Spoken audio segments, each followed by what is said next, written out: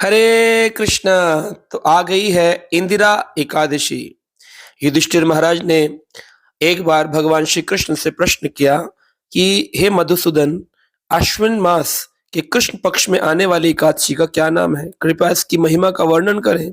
तब भगवान श्री कृष्ण ने उत्तर दिया कि यह पवित्र दिन इंदिरा एकादशी के नाम से जाना जाता है। जो भी व्यक्ति एकादशी व्रत का पालन करते हैं वह समस्त पाप नष्ट कर देते हैं, और अगर उनके कोई पूर्वज नर्क लोक में पतन हो चुके होंगे तो वह मुक्त हो जाएंगे। तो कई बार लोग ये प्रश्न करते हैं कि हमारे पितरों के लिए हम सही से पूजा नहीं कर पाए, हमें ज्ञान नहीं था, श्राद्ध कर्म पिंडदान आदि नहीं कर पाए थे, तो क्या हम उनके लिए कुछ कर सकते हैं? तो ये बहुत ही उत्तम व्रत है, इंदिरा एकादशी का व्रत। इस व्रत को अगर सही से किया जाए, इसकी हरि कथा का श्रवण किया जाए, तो व्यक्ति को अश्वमेध यज्ञ का पुण्य प्राप्त होता है और उनके जो पितृ हैं वो नर्क लोक की यातनाओं से मुक्त होते हैं। इसी में भगवान श्री कृष्ण ने एक कथा सुनाई जो कि ब्रह्म वैवर्त पुराण में आती है कि सतयुग में महिष्मतिपुरी नाम की एक राज्य था। वहां पर राजा इंद्रसेन अत्यंत यशस्वी, बड़े पवित्र, शत्रुओं का संहार करने वाले और अपनी प्रजा का संरक्षण करने वाले बड़े ही पुण्यशील राजा थे। पुत्र पौत्र आदि सबसे संपन्न थे। भगवान विष्णु के महान भक्त भी थे। वह हमेशा ही गोविंद गोविंद गोविंद नाम का उच्चारण करते रहते थे और इतने आनंद में रहते थे। जो भी घर पे आता था सबका सम्मान करते थे, उनको जल देते थे, प्रसाद देते थे, रहने की व्यवस्था करते थे, सभी साधुओं का बड़ा सम्मान करते थे और अधिकांश ही परम सत्य के ध्यान में, भगवान श्री कृष्ण के ध्यान में लगे रहते थे। एक दिन राजा इंद्रसेन ने अपनी प्रजा की अध्यक्षता कर रहे थे, तभी उन्होंने शंख के समान श्वेत सफेद रंग की बिजली की भांति दीप्तमान आकाश मार्ग में एक साधु को आते देखा। जब ध्यान से देखा तो पता चला ये तो नारद मुनि है। तो राजा ने दोनों हाथ जोड़कर बड़ी ही मधुर वाणी से अपने महल में उनको आमंत्रित किया। नारद मुनि के चरणों को जल से पखारा और उनका सम्मान किया। फिर नारद मुनि ने राजा से कहा, हे राजन, क्या आपके राज्य के सातों अंग सुदृढ़ हैं? क्या आपकी प्रजा के बारे में आप सोचते हैं? क्या भगवान विष्णु की सेवा करते हैं? क्या आप अपने धन को भगवान विष्णु की सेवा में लगाते हैं? क्या आपको लगता है कि आपके पूर्वज सभी सुख शांति से सभी के श्राद्ध कर्म आदि हो रहे हैं? राजा ने उत्तर दिया, हाँ, संतों में श्रेष्ठ आपकी छाया से सब सकुशल है, और कृपया आप मुझे यहाँ आने का कारण बताएं। तो नारद मुनि ने उत्तर दिया और कहा, देखिए, मैं अभी ब्रह्मलोक से यमलोक गया था।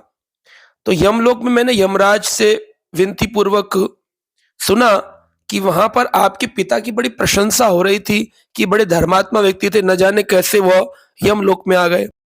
चूंकि वह अत्यंत ही धार्मिक थे, परंतु उन्होंने एकादशी व्रत के समय से पूर्व ही पारण कर लिया।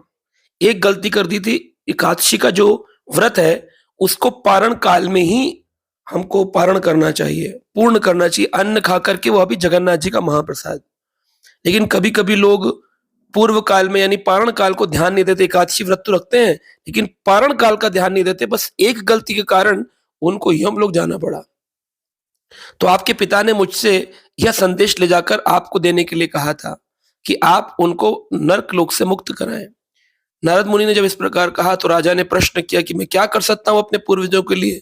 तो उन्होंने कहा, इंदिरा एकादशी का दिन जब आए तो उस दिन आप पूर्ण रूप से व्रत करिए, भगवान के नाम का जप करिए, आप भगवान श्री कृष्ण की, राधा रानी की आराधना करिए।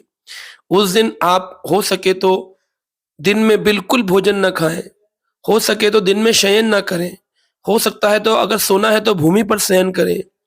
एकादशी के दिन संकल्प लें कि पूर्ण रूप से आप व्रत करेंगे, कुछ भी आप ग्रहण नहीं करेंगे। जल ले सकते हैं या फलाहार ले सकते हैं, लेकिन अन्य रूप में कुछ भी ग्रहण नहीं करेंगे। और शालिग्राम शिला हो तो उसकी उपासना करें, नहीं तो भगवान कृष्ण की विग्रह हो उनकी उपासना करें, उनका अभिषेक करें, उनकी पूजा करें।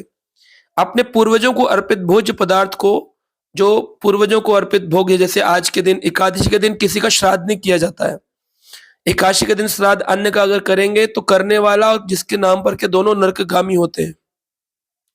तो एकादशी का श्राद्ध द्वादशी को करना चाहिए, और अगर एकादशी को ही करना हो तो फलाहार दूध से और फल से कर सकते हैं, गाय को अर्पित कर सकते हैं, और गाय को अर्पित करने से पहले उसे सूंघना चाहिए।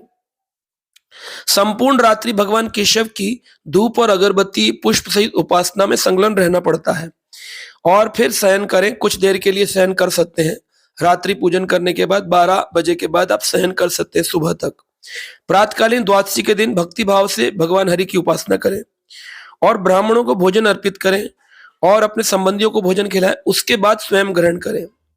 इस प्रकार से अपनी इंद्रियों को संयमित करके एकादशी व्रत का जो ध्यान पूर्वक पालन करते हैं, हरि कथा का श्रवण करें, हरि कथा का पठन करें। राजा इंद्रसेन ने इस प्रकार जब व्रत का पालन किया तो उसके फलस्वरूप उनके पिता को यमलोक से मुक्त कर दिया गया और एक आध्यात्मिक शरीर मिला। केवल मुक्त करके स्वर्ग नहीं भेजा, उनको आध्यात्मिक शरीर मिला। चतुर्भुज रूप लेके वो हरि के धाम को जाते हुए, गरुड़ पर बैठ करके जाते हुए लोगों ने देखा। हे युधिष्ठिर, भगवान कृष्ण कहते हैं इंदिरा एकादशी का जो व्रत है इसकी महिमा बड़ी है।